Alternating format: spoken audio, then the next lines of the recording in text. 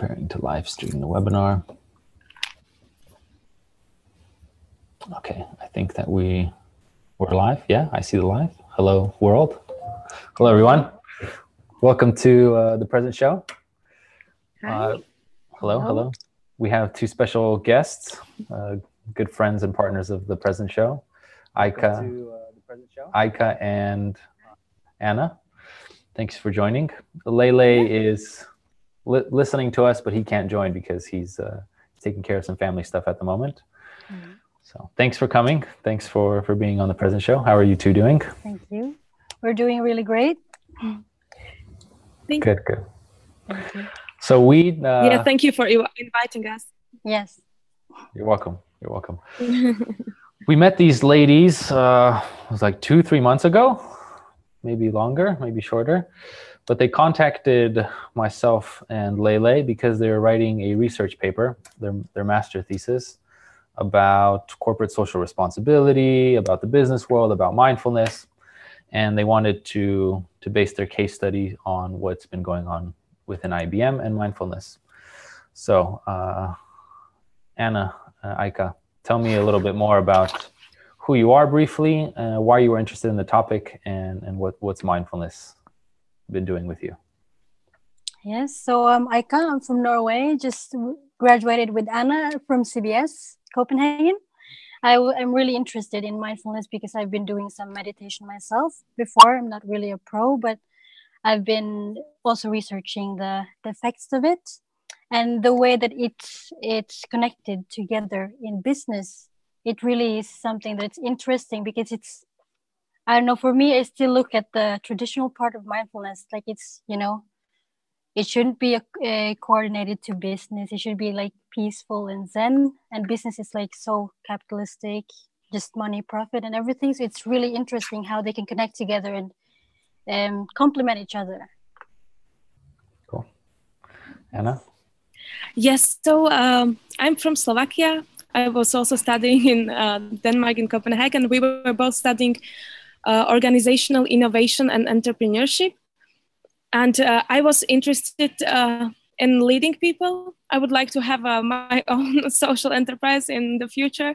So mindfulness was new to me. I found the present show on YouTube when I was like searching for mindful practices.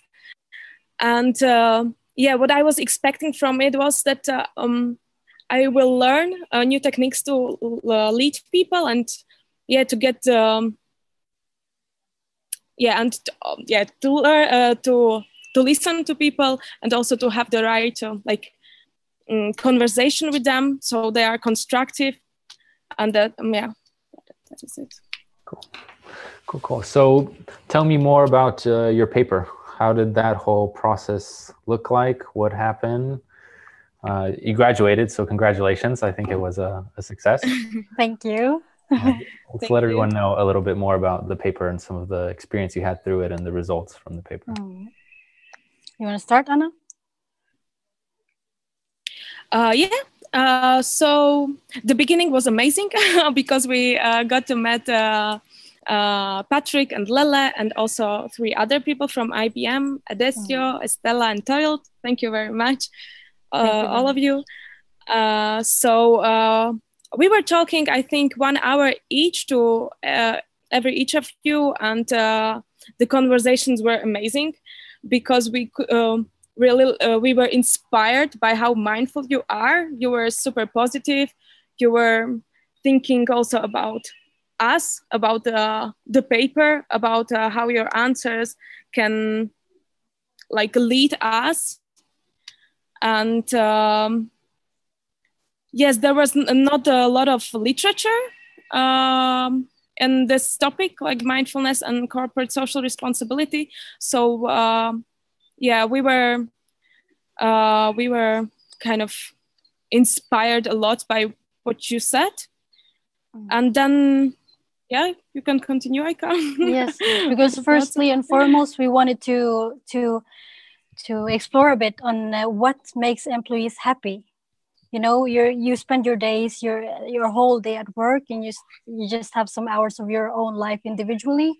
So like workplace is really important. So what makes you happy? And we started with how we can connect it to foster successful businesses, and then we moved from there to employee satisfaction, loyalty, and mindfulness. Then we moved to CSR and how it can be used like mindfulness as a CSR objective, not just like a part of it, but just the CSR objective, because companies teach their employees mindfulness, and then at the end of the day, these employees, they are still the part of the society, which means like a more bigger impact, not just inside work. A company's way of making employees happy. That's why we went to internal CSR and mindfulness, and IBM was the perfect place for it. And yeah, I just wanted to say that the things that you all agreed on, like what mindfulness was helpful for you, was also managing like a stressful environment, but more likely if you have some like negative experience, that you are taking it as a learning objective, not really as something bad that happened to you, but really in a constructive way, like how can I move forward from this experience and how can I like be better in the future. So like you were super thoughtful about like what was happening to you in your life. And also we really liked your approach that it is your own responsibility, that also the others in the team, for example, are feeling good and they feel supported. And yeah, so also for productivity of the team and the company, it is very important that individuals are feeling, the power of responsibility to make the process easier for others. Was it understandable? Was it, I remember when I was writing a paper, there's a lot of stressful times or stressful moments. And if you're writing it with another person, I'm sure sometimes there might be some disagreements or things take too much time to understand or say. Did you have anything like that happen? Any moments of conflict, so to say? Yes, I mean, Anna and I have talked about a lot during the process, is that we most of the time that we used, it was about discussing things, discussing the topic, methodology, everything, because we're such different people. So we needed to discuss to get to the middle. Sometimes it would have worked, but to be mindful and just try stuff, we tried both parts, and we even made individual parts and then see which one worked better. Yeah, and with mindfulness, when I learned about like the concept of mindfulness, and that it's very important to listen to others and have this positive approach and to try to understand. It was a bit more time consuming, I would say, but for sure it opened our perspectives, that we were able to see that not everybody thinks the way I am thinking, and there is a need to like discuss these various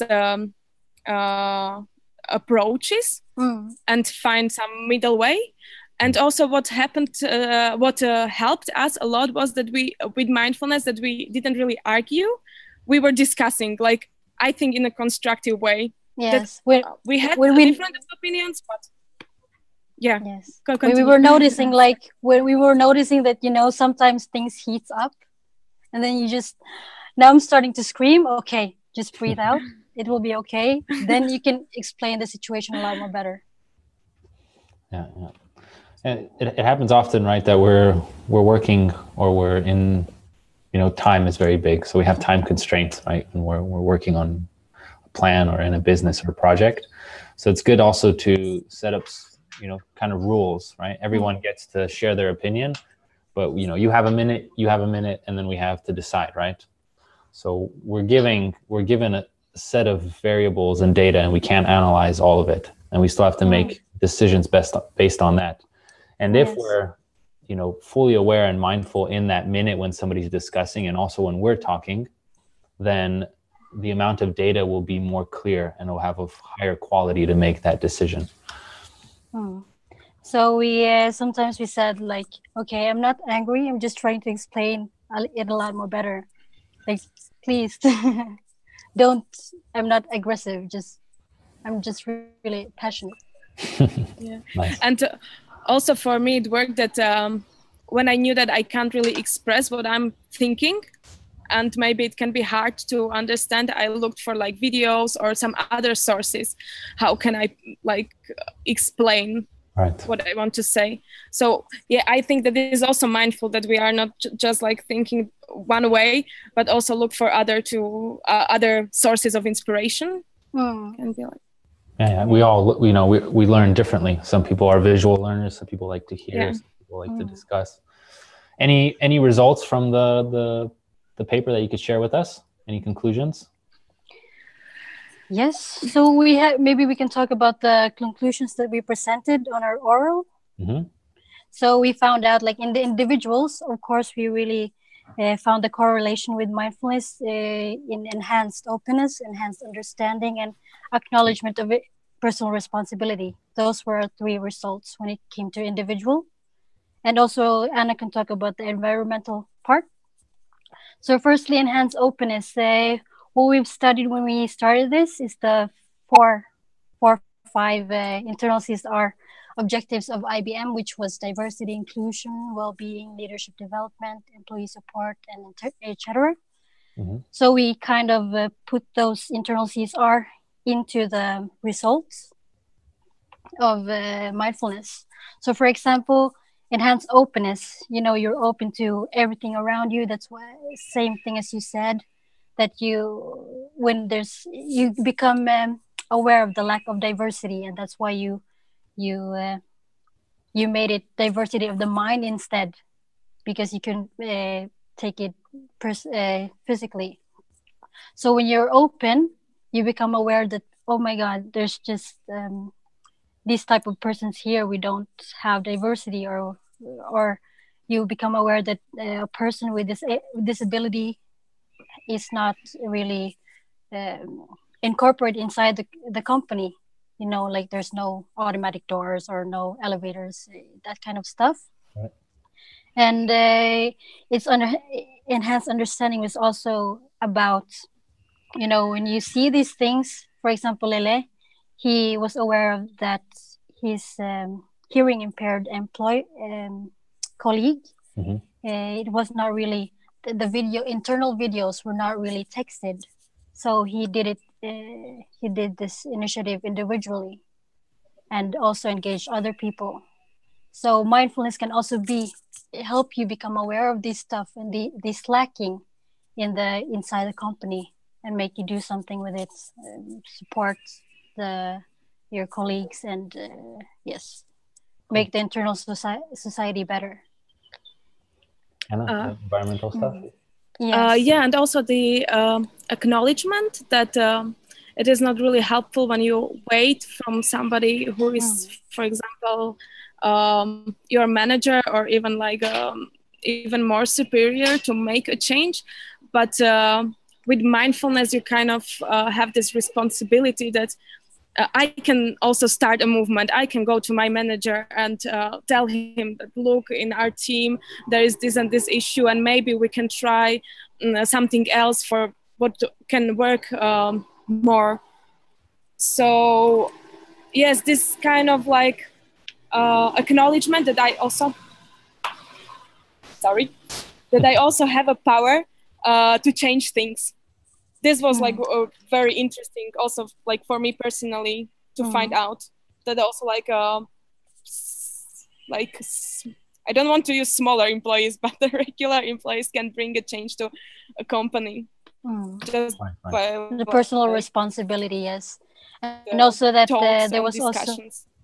also and also there was one thing about Estella was mentioning that you are responsible for yourself. For example, for a leader, it's really important that you're open to things. You hear other people, and you try to respond versus reacting. So it's really nice that with mindfulness, we found out that you can choose whether you want to react this way, or whether you want to open up to more people. For example, what Lele was mentioning, that as a leader, you might have to delegate your colleagues some tasks. If they want to become a leader or they want to work in another department, you give them this chance, because that's how IBM is. They're an open company. And then it's up to this individual if he wants to do a good work. And if not, as a leader, if this individual doesn't reach the deadline, you have to become open that, okay, there might be some reasons why he didn't reach the deadline. As a mindful leader, instead of saying like, okay, you're fired because you didn't reach the deadline, you just set the deadline a little bit further and see how it works, and be more understandable to the situations. Nice. And other people. So you could share with us the link to your paper if you have it somewhere, and I'll be happy to share it internally, and then we could also promote it via the present show. We'll have it in the comment or the link below. Tell me, this last minute, we always do the mindful minute, and I wanted maybe each of you just to describe maybe one of your own mindful minutes or your own mindful techniques that you do or you did during this whole process since you've got exposed to mindfulness. Well, first and foremost, there was a lot of moments of heat. So sometimes I just say to Anna, just go out, don't think about the paper, do whatever you want, don't think about the paper at all. Like, go out in the sun or something, and then we come back with a fresh mind. That was one of I think that's also part of mindfulness. And also just, breathing. Taking in and just not stressing, because it was such a short period of time and so much to do and so many obstacles to face. So we were really, really stressed. And it was just about breathing and just really relaxing, because your body is so tense. So that's why we just need some moments that don't think about the paper at all. Just have some hours. Anna?